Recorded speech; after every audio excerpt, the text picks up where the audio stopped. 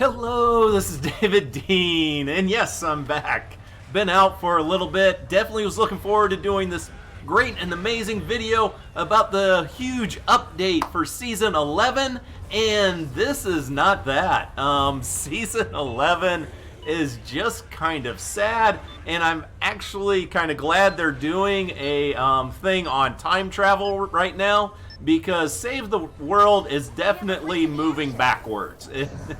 It is kind of bad, and if you're wondering why I'm in endurance mode, seeing how the roadmap had absolutely nothing to do with endurance mode, well, yeah, when I talk about moving backwards, suddenly we are back to having the amplifier, which for me is A, and I just call Bob.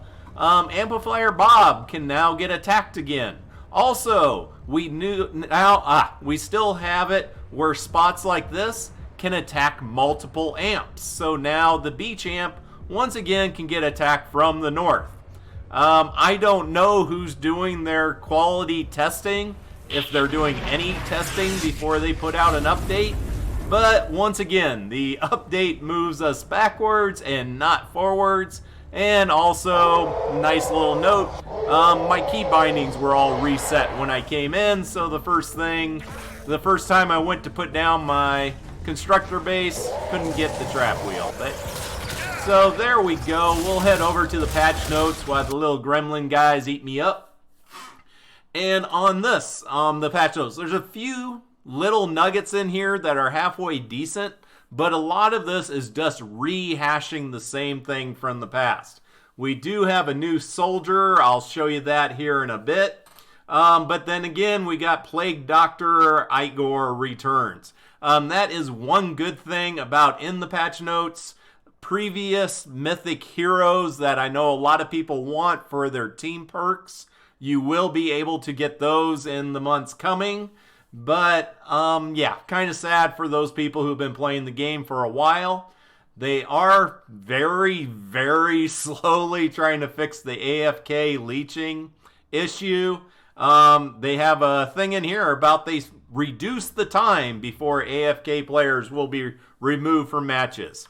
I've done a lot of programming in my life, going in and changing the code from one number to another number. This could have been done months, if not, months ago. Real simple and taken forever to get done. A few other updates were done to it, just basically reducing the time. But I still see it as it's going to be a major issue. We're going to have to test it out and see how it works. We got the Wild West Llamas Revamp available for a limited time for 500.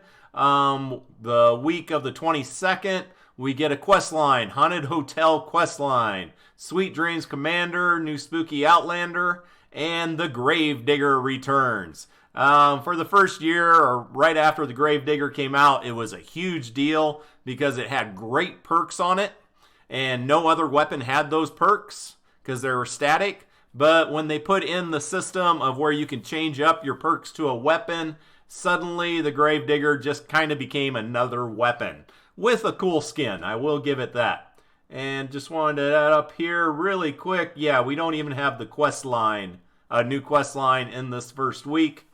Not until the 22nd. And then Fort Nightmares begins. And we get Their Wolf quest line. And Dire returns, which is one of the favorite heroes out there. Storm King breaks out of Canny Valley. This is something from 8 months ago when they did the Storm King, which was probably the biggest, coolest thing they had ever done in game. A totally different game mode. Everybody loved it. Everybody was excited about it. And they put out a roadmap or something at that point saying, yes, we're going to add this feature soon to Twine Peaks and other areas. And now we have it finally 8 months later coming into Fort Nightmares. It will probably, I don't know if we'll actually get to do anything with the Storm King or if it'll be just something they talk about in the quest line. So yeah, because he's back and in training. Okay, don't know why it needs to do training. Seems like the Storm King was pretty cool as he was, but that's what you got. Ghost Pistol return. and buffed. That is good because the Ghost Pistol was kind of a dud. Not really, hardly anybody liked that thing, so hopefully it's a little better now. Fort Nightmare's Llama contains old fan favorites and new weapon set, which we'll get into here in a bit. Hopefully they have the duplication working on it so we don't keep getting duplicates of the old fan favorites, and we can be a little faster for those of us who have been playing for a while to get the new weapon set. And then, of course, the Jacko launcher, which, once again, really cool looking RPG. I love the graphic of it, but it's kind of just an average RPG. All right, contents update getting into November. We get summer camp right on time because that's what you want the first week of November. Summer camp. Works great. All right, and sorry, it just seems strange to me. We get the Black Metal Scythe. Yes, we get a weapon set called Black Metal. And this is, I'm sorry if I'm being a little bit negative or a little sarcastic here, much more so than normal, but Black Metal, it really just seemed like, hey, well, we don't have time to do a weapon skin and weapons are made out of metal. What are we going to call it? Oh, we'll just do it Black Metal. And so there you go. Hopefully it'll have some decent stats though. Dusk returns, which has a good, let's see, was Dusk? Yeah. Anyway, Mythic, so you can get another team perk off of that. And the Candy Corn LMG. And then getting into mid-November, we get a quest line Monster Bride, Monster Constructor. It was a mash. So we get a new Constructor out of that, Black Metal Sword, Music Pack, and Raven returns. Now, in 11.20 and onward, so if none of this comes out in 11.20, don't be surprised. This has happened before where they say, okay, in this update and following, we will have these items, and none of those items show up for quite a while. But trying to be positive. And this is one of the things. Like I said, the Storm King was a huge part of Save the World's hopes for the future of the game, moving forward and becoming more than what it currently is. Preparing for battle, commanders get ready to take on the Storm King in the most challenging battle that Save the World has ever seen. This fight features new mechanics, new challenges, and daunting enraged timer. This fight will put even the strongest players to the test. Those who are able to overcome this challenge will have a chance to earn mythic weapons. Weld the power of the Storm King. These unique weapons represent the Storm King himself, both visually and in power. Each weapon has a unique perk that unlocks special behaviors right from level 1. Shoot homing projectiles for insane headshot streaks. Charge your weapons to unleash devastating chained laser blast and summon meteors from the sky to smash Husk into oblivion. These weapons drop exclusively from the Mythic Storm King. If you want to use them, you'll have to earn them. They cannot be dropped from your backpack. So you can't be handing them off to friends. And kind of a good thing for the whole trader scam thing, not to be able to do that. And it sounds like all the unique weapon special abilities are the abilities the Storm King actually currently possesses when you battle him, which is great. That sounds awesome. I just hope it shows up soon. Gameplay updates. We've been listening to the community's concerns. Yeah. And observation of the state of the mid to high level in gameplay meta. We've decided to make some changes to improve Save the World moment-to-moment gameplay experience for everyone. We also want to shake up how the game is played, intending to keep the gameplay exciting with a renewed focus on counterplay going forward. Below are some examples of what to expect. We will adjust some traps to make them more effective in some situations, while also reducing exploitations in others. In at least one case, we will completely redesign a trap to make sure it goes to good use and is enjoyable by players. Okay, we'll see what they got there. I know the patrol ward, That one has been broken, and Epic Games even said it was broken at the very beginning when they started the game. So hopefully they will get that be somewhat useful. I am a little worried about also reducing exploitation in other traps. Really don't know what they're talking about there. Most traps seem to be being used the way they're supposed to. Adjustments will be made to some AI to make them less frustrating in some cases while reducing exploits in others. Okay, once again, not sure what they're talking about the AI in there. The only big one I see in endurance mode, mainly on the Devil Amplifier, the Smashers will start charging 8 tiles out for absolutely no reason, which does not occur in normal gameplay. Hero ability damage will be adjusted so that it scales better into late game. Really don't have an issue with that, but no problem with it also. And then a locker completion. Just making it where you can customize your commander's appearance.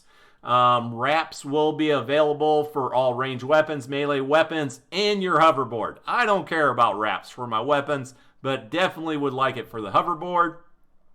All reactive outfits, backbling, and pickaxes will be made to work with Save the World. Your banner will also be set in the locker and will work with outfits and all the other stuff. Finally, we're cooking up another exciting feature that we're hoping to launch season alongside the other features mentioned above.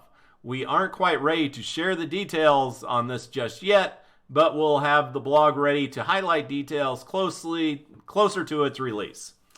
So there you go, some interesting updates. Nothing really exciting for the rest of October or even halfway through November.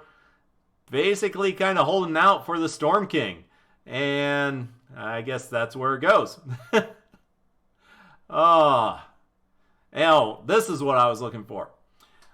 I should have read it right at the beginning, kind of skipped over it. You will notice this is a lighter update than usual for a beginning release for Save the World. We're shifting to a less frequent cadence, but aiming for more meaningful updates as a result. This will allow us to diverge from shipping features around Battle Pass launches and release them in a more polished state. That sounds nice and pretty, and I hope that is the truth. But I know previously, about a year ago, they said, hey, we're going to slow down putting out content to really focus on fixing bugs and making the game work better and yada yada. And it really seemed like all they did was give us less content. And the bugs just stayed the way they were. I know that's kind of negative. Don't like to go that way. But unfortunately, that kind of is where they went in the past. So we'll try hoping for the positive. Over here in the event store, they did put in, as I said, played Dr. Igor. I already had him once, but I bought him a second time just so I could put him in the collection book. And then our new soldier, Jonesy bot. Right off the bat, for me, you can play your soldiers or enjoy whatever abilities you like, but personally, these are the ones I like the least. I really want to have grenades, and doesn't have it. But going over for his bonus, increase headshot damage up to 50% based on the percentage of your missing health. Increase headshot damage up to 50% based on the percentage of your missing health. In addition, headshot eliminations have a 50% chance to conjure a phantasm. Targets a nearby enemy dealing 62 base energy damage in a 0.5 tile radius. So, don't know what that is. It kind of sounds cool, but we'll have to see how it's actually implemented in the game. And as I said, right now we don't have any new quest lines or anything like that, but we will be getting them in the future. And there you go. Endurance mode, once again, they sent it back in time, and we are currently got the overlapping spawn points. And let me know your thoughts. Let me know where you think this is going, what you are hoping for, and hopefully you're taking care of yourselves and having a great day. Catch you later. Bye.